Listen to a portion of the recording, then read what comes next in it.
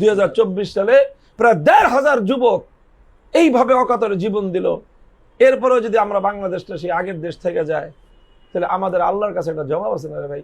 আমাদের অন্তত আমাদের এই যে সন্তানগুলো যে শহীদ হলো, এইভাবে জীবন দিল, পৃথিবীর ইতিহাসে এরকম ঘটনা নজিরবিহীন যে যুদ্ধ ছাড়া এইভাবে এত মানুষ গুলি খেয়ে মারা যায়। যুদ্ধ ছাড়া, একটা যুদ্ধ হলে ভিন্ন কথা, যুদ্ধ নাই, দেশের লোকেরা গুলি করে দেশের মানুষকে, তাও ছাত্রদেরকে এইভাবে শহীদ করে। 1969 যে গণ অভ্যুত্থান হয়েছে, কয়জন মানুষ মারা গেছে? 52 সালে ভাষা আন্দোলন হয়েছে, কয়জন মানুষ মারা গেছে? 5 জন মানুষ মারা গেছে। 52-তে ভাষা আন্দোলন হয়ে গেছে, বিপ্লব হয়ে গেছে।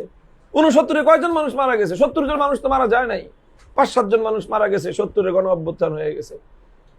আর 2024 সালে প্রায় 1,500 যুবক এইভাবে অকাতরে জীবন দিল।